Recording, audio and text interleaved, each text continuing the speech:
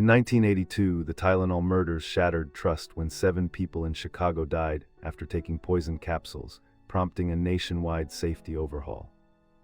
Investigators faced a trail that cooled as quickly as it heated, with no conclusive suspect and dozens of false leads.